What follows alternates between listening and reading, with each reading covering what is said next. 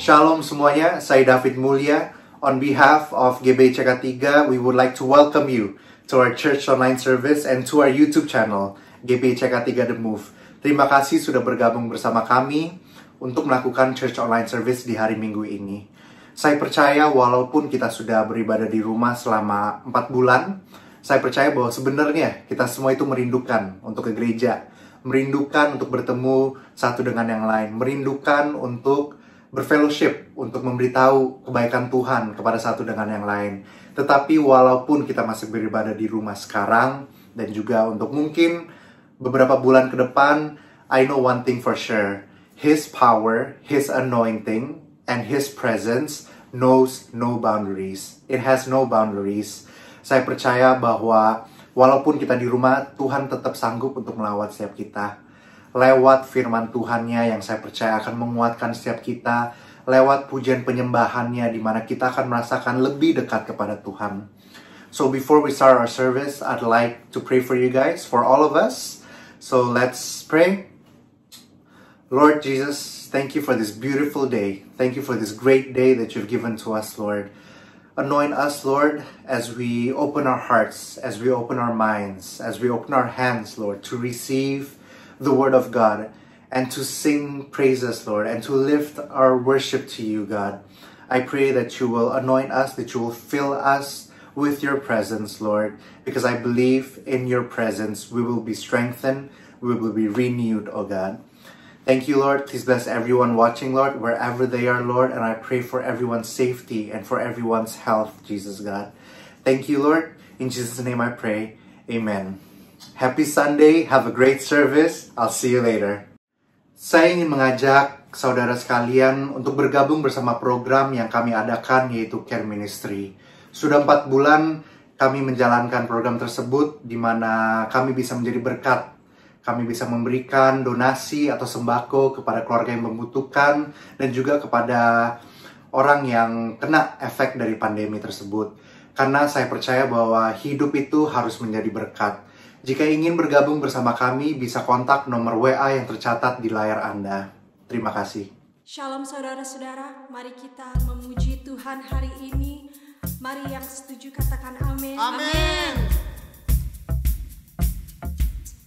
Kasih yang begitu besar, lebih kuat dari dosa. Kasih yang menemukanku, selamatkan dan pulihkanku. Ku naikkan syukurku, ku tak akan berhenti memuji, meninggikan nama-Mu selalu, menari, memuliakan-Mu, dibebaskan, dibangkitkan, hidup yang Kau berikan kini hanya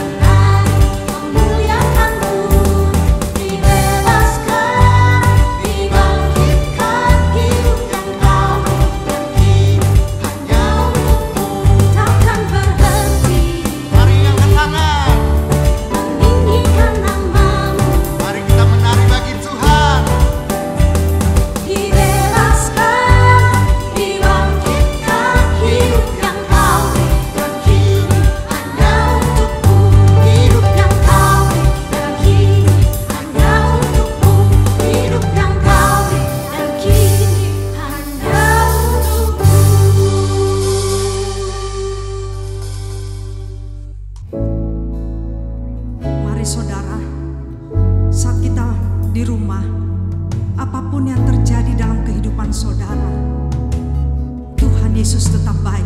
Allah turut bekerja dalam segala sesuatu hanya untuk mendatangkan kebaikan bagi setiap kita yang mengasihi Dia dan terpanggil sesuai dengan rencananya. Mari saya ajak saudara menyembah dan berkata, apapun yang terjadi di dalam hidupku, selalu ku berkata, Tuhan Yesus, Engkau baik Tuhan, Engkau baik dalam segala hal yang terjadi. Tetap ku berkata, amin, Tuhan Yesus baik. Haleluya. Temukan Tuhan dari rumah ke rumah. Apapun yang terjadi di dalam hidupku, selalu ku berkata, Tuhan Yesus baik. Ya Tuhan, Kau baik dalam segala hal yang terjadi. Tetap ku berkata, amin, Tuhan Yesus baik. Ku sembahkan. Mari menyembah Tuhan saudara. Ku sembahkan. Tuhan, Kau lihat dari rumah ke rumah. Lawatlah suami istri anak-anak. Oh Tuhan, ku sembahkan. Kami datang menyembah. Bapa, ku rindu selalu menyenangkan. Tetapi saatnya akan datang dan sudah tiba sekarang bahwa penyembah-penyembah benar akan menyembah Bapa dalam roh dan kebenaran. Sebab Bapa menghendaki penyembah-penyembah demikian. Benar, apapun yang terjadi, selalu berkata, Tuhan Yesus baik. Amin. Dalam segala hal yang terjadi, tetap ku berkata,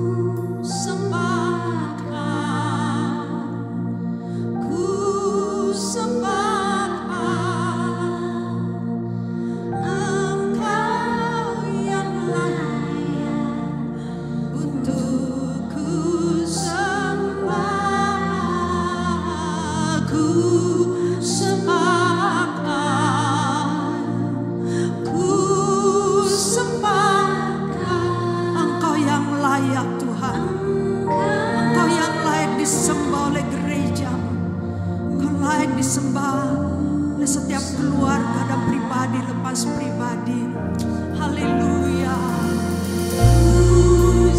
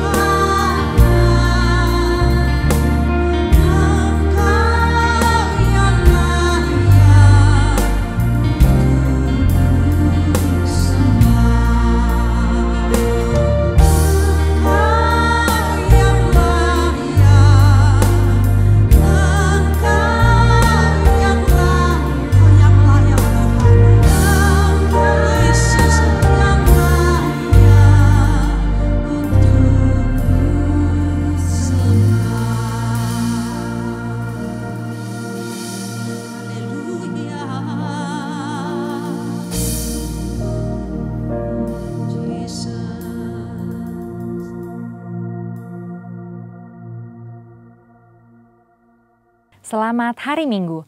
Saya percaya semua diberkati Tuhan berlimpah-limpah. Pada edisi Voice of Pentecost kali ini kita membahas tentang persembahan perjanjian atau covenantal offering. Menurut saudara, apakah perlu kita memberikan persembahan? Jika terjadi situasi seperti kehilangan pekerjaan, sakit, musibah atau bencana, dan lain-lainnya, apalagi di saat seperti ini yang masih pandemi COVID-19, perlukah kita memberi persembahan? Sesungguhnya Alkitab menyatakan memberikan persembahan tidak terpisahkan dari kehidupan orang percaya. Hal ini dilakukan selama ribuan tahun sejarah gereja, karena memberikan persembahan adalah salah satu bentuk penting dan nyata ekspresi penyembahan dan bukti penyerahan hidup kita kepada Tuhan.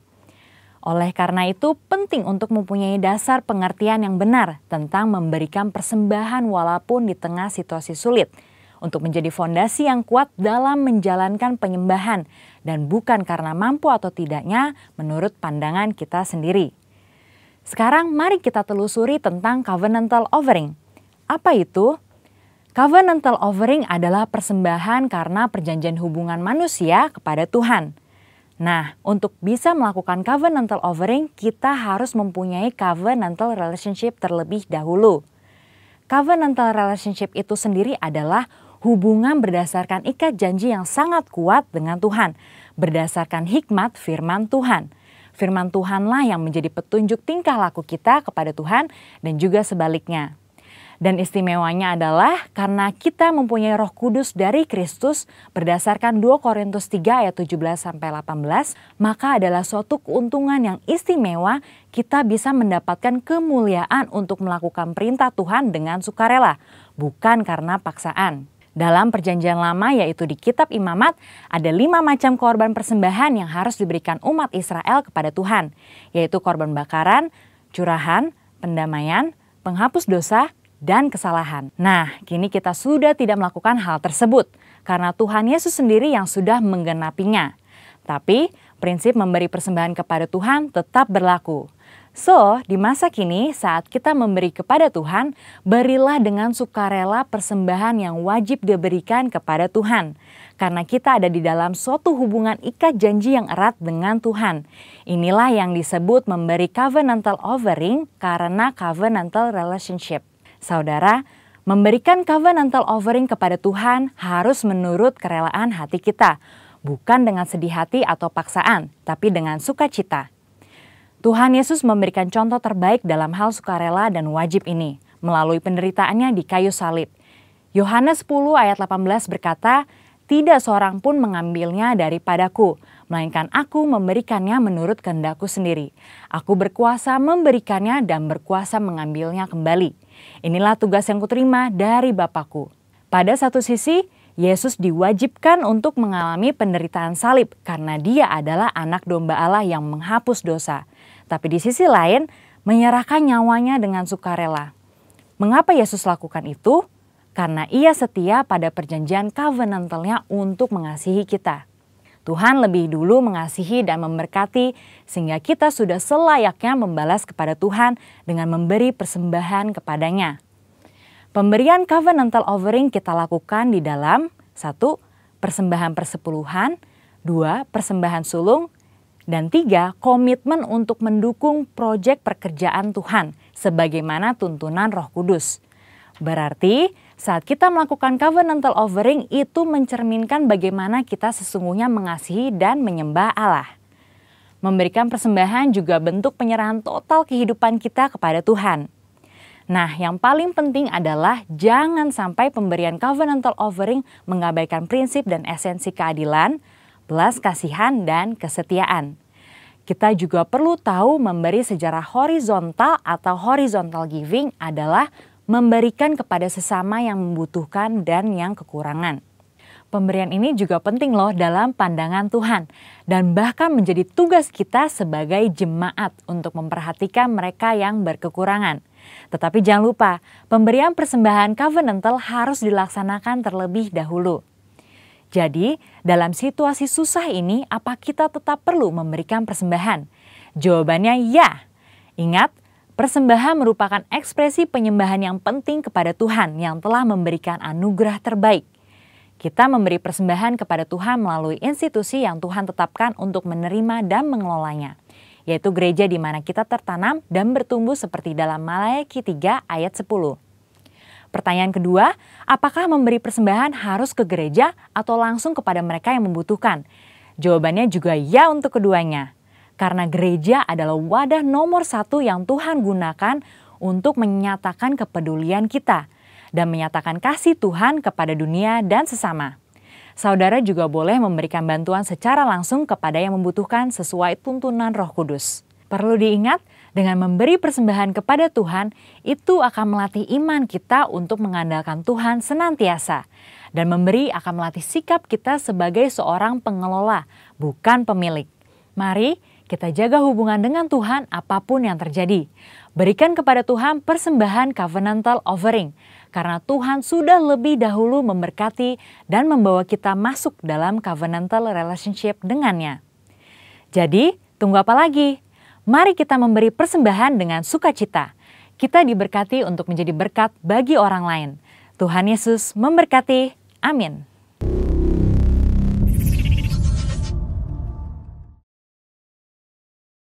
Shalom, Bapak, Ibu, dan Saudara yang dikasihi oleh Tuhan Yesus Kristus.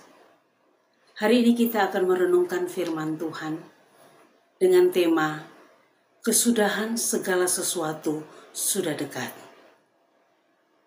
Ayat firman Tuhan yang akan kita bacakan di dalam 1 Petrus 4 ayatnya yang ke-7. Demikian bunyi firman Tuhan. Kesudahan segala sesuatu sudah dekat, karena itu kuasailah dirimu dan jadilah tenang supaya kamu dapat berdoa. Bapak Ibu yang dikasihi oleh Tuhan Yesus Kristus, firman Tuhan ini mengingatkan setiap kita, orang-orang yang percaya pada Tuhan Yesus, bahwa kesudahan segala sesuatu itu sudah dekat. Bahkan dari zaman Petrus, penulis kitab yang kita renungkan hari ini, sudah mengingatkan bahwa kesudahan segala sesuatu sudah dekat. Kita tidak pernah tahu secara persis kapan, waktu, tanggal, hari, jam kedatangan Tuhan Yesus. Tapi Alkitab banyak menuliskan bahwa Dia datang seperti pencuri. Sebagai Satu contoh, Wahyu 16 ayat 15. Demikian bunyi firman Tuhan. Lihatlah, aku datang seperti pencuri. Berbahagialah dia yang berjaga-jaga dan yang memperhatikan pakaiannya.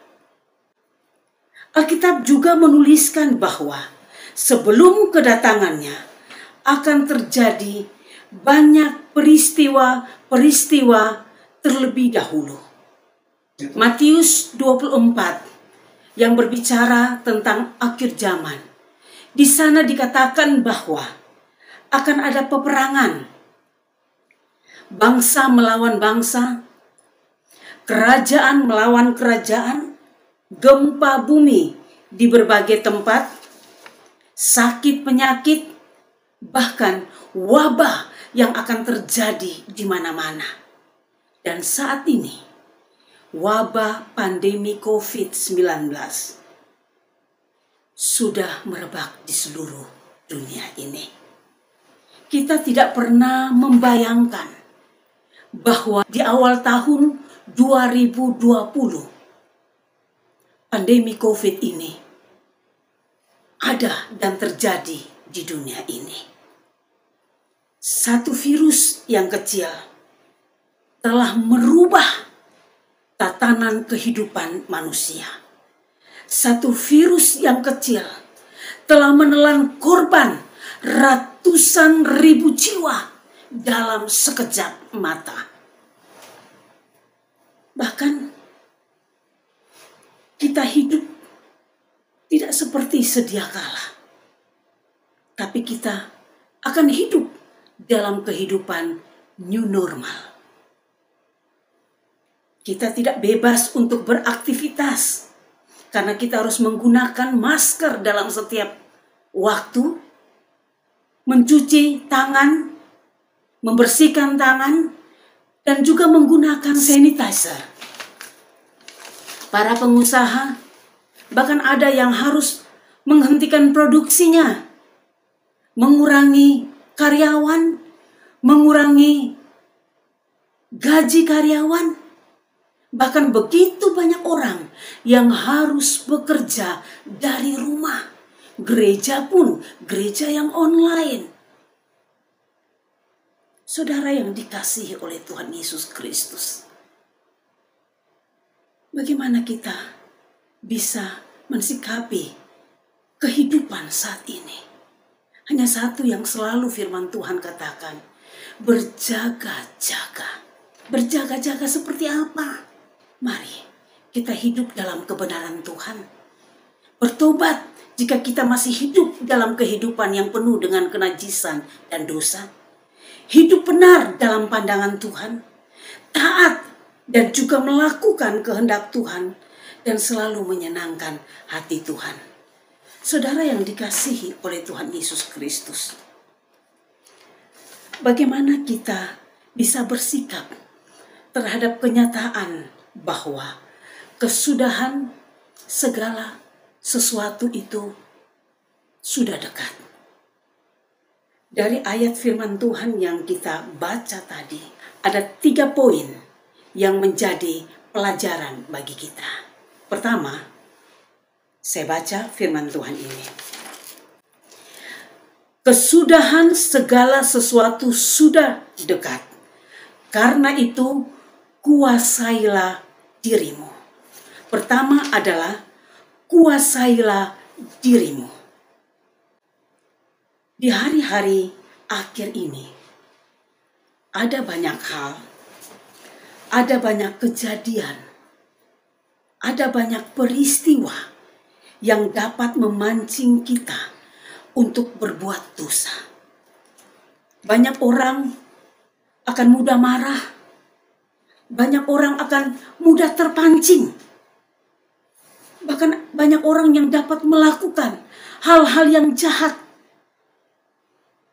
Bahkan mereka bisa mengakhiri hidupnya dengan mudah tanpa berpikir panjang. Situasi yang tidak pernah terpikirkan bisa saja terjadi dalam sekejap mata. Mengapa semua ini bisa terjadi, Bapak Ibu? Karena kita tidak mampu untuk menguasai diri kita.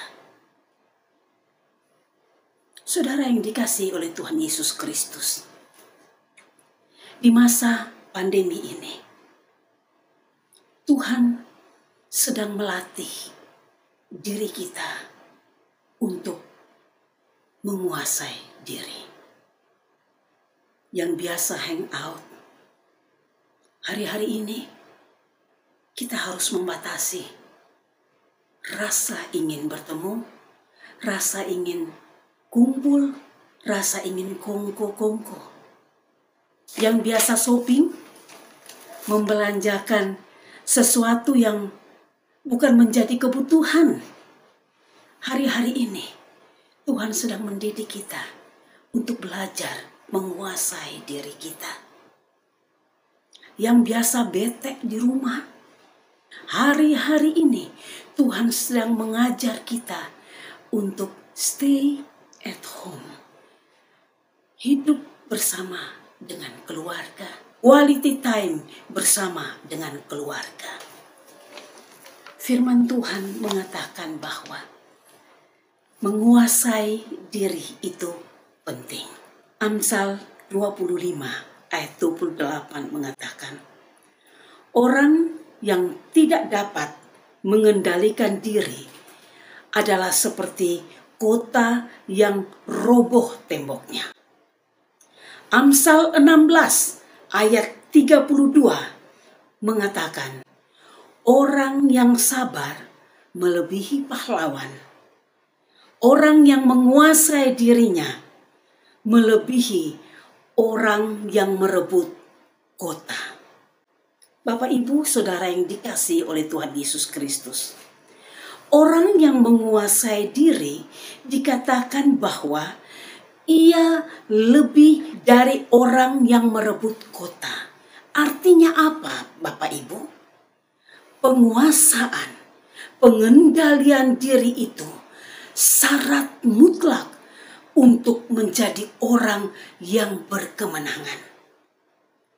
Merebut kota artinya menjadi pemenang. Ingat, firman Tuhan berkata, kita adalah lebih dari pemenang.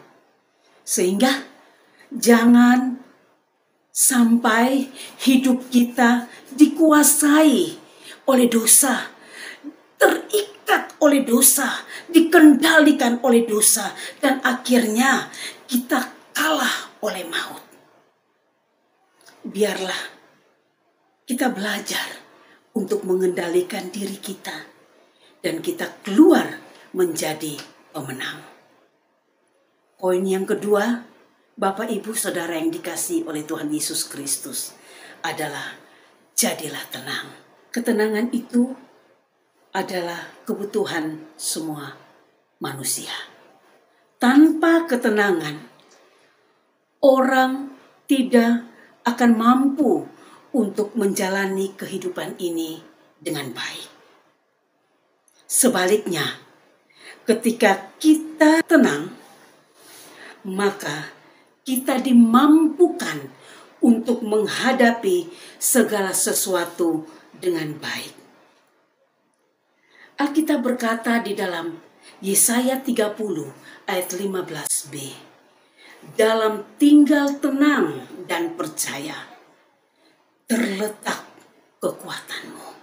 Artinya, ketika kita belajar untuk menjadi tenang, maka ada kekuatan yang kita peroleh dari Tuhan kita, dari Bapa kita yang begitu mengasihi kita, yang begitu mencintai kita, untuk kita dapat menghadapi semua tantangan, untuk kita dapat menghadapi semua persoalan hidup. Kita tidak sendiri. Waktu kita tenang, ada kekuatan Tuhan yang selalu menopang dan menuntun kehidupan kita.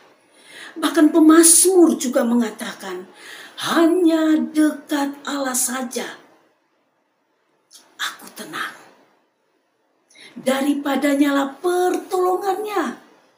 Hanya dialah gunung batuku, kota bentengku. Aku tidak akan goyah.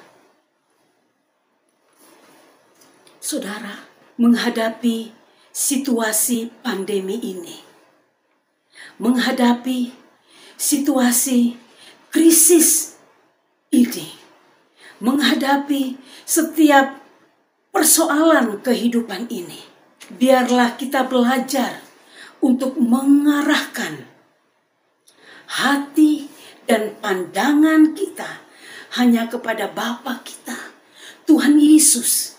Dia adalah Bapa yang baik, Bapa yang peduli, dan Bapa yang sangat mengasihi kita.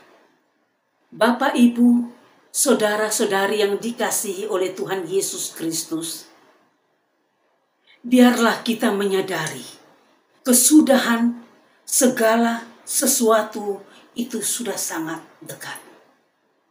Oleh sebab itu, mari kita belajar untuk menguasai diri kita. Pada waktu kita bisa menguasai diri kita, melewati setiap proses-proses kehidupan kita, Tuhan akan memberikan kepada kita ketenangan. Ketenangan untuk menyelesaikan setiap persoalan hidup kita, dan ketenangan untuk kita dapat berdoa. Poin yang ketiga adalah berdoa. Waktu kita mendengarkan kata doa, saya ingin katakan, doa itu tidak mudah. Doa bukanlah perkara yang gampang, Bapak Ibu. Doa itu juga bukan sekedar kita mengucapkan kata-kata. Doa itu bukan teori, tetapi doa sesungguhnya adalah kita membangun hubungan yang intim dengan Tuhan kita, dengan Bapa kita, Tuhan Yesus Kristus. Doa adalah ekspresi kadar hubungan kita dengan Tuhan. Kalau kadar hubungan kita renggang, doa kita juga pasti renggang dan tidak memiliki kualitas. Tetapi jika kadar hubungan kita erat, akrab, dekat, maka doa kita juga tidak renggang, tapi menjadi erat. Hubungan yang intim dengan Bapa kita yang di surga harus kita bangun setiap waktu, setiap saat. Kita harus memaksa jiwa kita untuk masuk di dalam hadiratnya. Kita harus memaksa roh kita untuk terus ada intim dengan Tuhan. Firman Tuhan di dalam Lukas 18 ayatnya yang ke-1 dikatakan, berdoalah dengan tidak jemu-jemu. Berarti tanpa batas waktu. Mari kita terus ada di dalam intimasi, hubungan yang erat dengan Tuhan tanpa batas waktu. Aplikasinya, waktu kita dalam kegiatan, kita sedang intim relasi kita dengan Tuhan. Waktu kita sedang makan, kita sedang intim dengan Tuhan. Waktu kita di dalam kendaraan, kita sedang intim dengan Tuhan. Waktu kita sedang berkomunikasi dengan orang, kita sedang intim dengan Tuhan. Dalam segala waktu, tanpa jemu-jemu, kita memiliki hubungan yang erat dengan Tuhan kita. Bapak, Ibu, saudara-saudari yang dikasihi oleh Tuhan Yesus Kristus, kesudahan segala sesuatu itu sudah sangat dekat.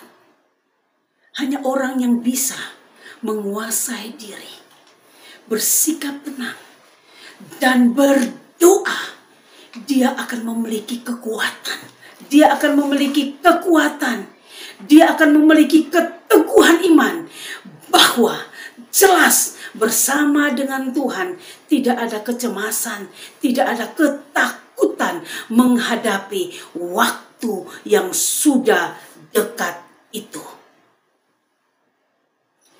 Biarlah setiap kita berada di posisi bahwa kita sudah belajar menguasai diri kita, bersikap tenang, berdoa dan memiliki satu hubungan yang berkualitas intim dengan Bapa kita di surga.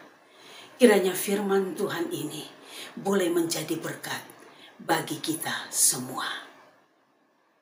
Saya akan berdoa untuk kita semua. Tuhan Yesus, terima kasih untuk kebenaran firman-Mu Bapa. Di hari-hari terakhir ini, kami terus mau belajar untuk memiliki sikap hati yang dituntun dan dikendalikan oleh Roh-Mu yang kudus. Kami bisa menguasai diri kami. Kami memperoleh ketenangan. Dan dengan demikian, kami dapat berdoa. Semua ini bisa kami kerjakan dan lakukan karena kami memiliki hubungan yang erat dengan Tuhan Yesus.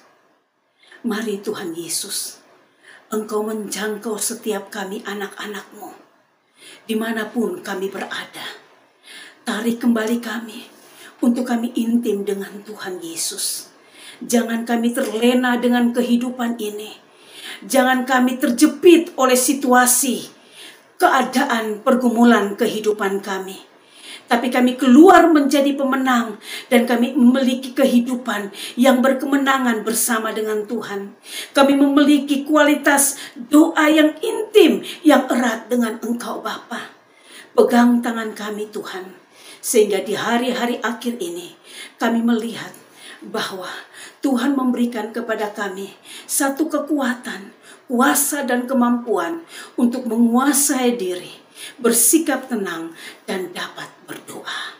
Terima kasih Tuhan Yesus.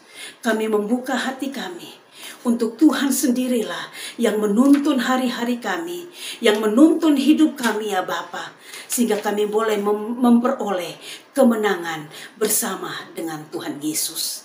Berkati setiap anak-anak-Mu Bapa, berkati setiap kami Bapa, sehingga kami sungguh-sungguh Tuhan Yesus berada di dalam pelukan Tuhan, berada di dalam jamahan dan juga berada dalam rangkulan-Mu ya Bapa. Terima kasih Tuhan Yesus.